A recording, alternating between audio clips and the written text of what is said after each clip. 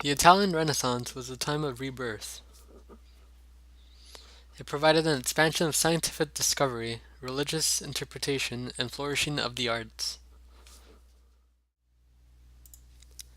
During the 14th to 16th centuries, the Renaissance became a period that disparaged the dark medieval ages that came before it.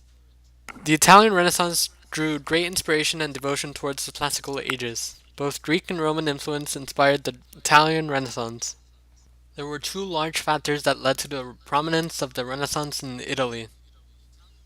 One was widespread availability of literature and classical texts due to the Gutenberg printing press. The affordability and wide distribution of literature also led to the ideas of humanism and secularism in art. Petrarch was a scholar and poet of Tuscany, which became exposed to many classical texts. He believed in attaining the levels of accomplishments of the past by human rather than divine action. Another factor that led to the prominence of Italy, and most importantly Florence, was the Medici Bank. The Medici banks originated in Florence by a wealthy merchant family that provided economic stability to their state. The large amount of wealth provided in Florence allowed wealthy families to fund artists that were not well known. This in turn allowed art to become a commodity instead of something only the church commissioned. Secularism in art also became prominent, as religion was treated subjectively as figures were portrayed in a more human way. The School of Athens by Raphael Sanzio da Urbino is a prime example of Renaissance art.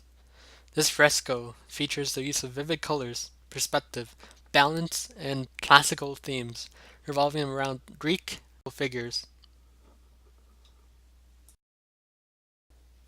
Vivid colors and the use of depth for perspective are unique to the Renaissance, as previous art, such as Byzantine art, was matte and two-dimensional.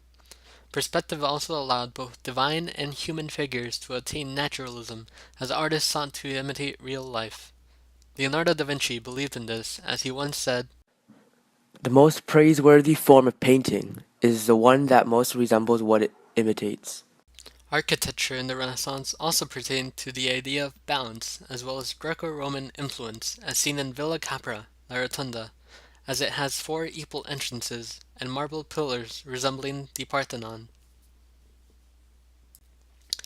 Sculptures such as Donatello's David and Michelangelo's Pieta also define the Italian Renaissance. Donatello's David is important, as it was the first freestanding nude statue in Italy that was made out of bronze. On the other hand, the Pieta by Michelangelo represents the Virgin Mary cradling the dead body of Jesus, which shows naturalism as it has accurate depiction of folds.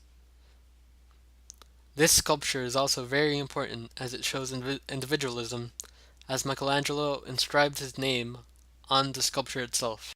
It is certainly a miracle that a stone without any shape at the beginning should ever have been reduced to such perfection as nature is scarcely able to create in the flesh. So much Michelangelo's love and zeal together in this work, that he left his name a thing that he never did again in any other work written across a girdle that encircles the bosom of Our Lady. And the reason was that one day Michelangelo, entering the place where it was set up, found there a great number of strangers from Lombardy, who were praising it highly, and one of them asked one of the others who had done it, and he answered, "Our Gobbo from Milan." Michelangelo stood silent, but thought it something strange that his labor should be attributed to another.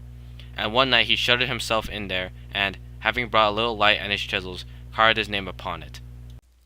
As described in the translated letter, individualism transcended toward artists, as they sought to be praised for their work, instead of solely their patrons. Truly, I would prefer and would pay more for a small marble figure by Phidias or Praxiteles than for a living and breathing image of the man who turns the statues of those glorious men into dust or gravel. But if anyone asks these men why they are led to destroy marble statues, they answer that they abominate the images of false gods.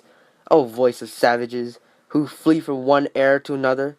For it is not contrary to our religion that we contemplate a statue of Venus or of Hercules made with the greatest of skill, and admire the almost divine art of the ancient sculptors.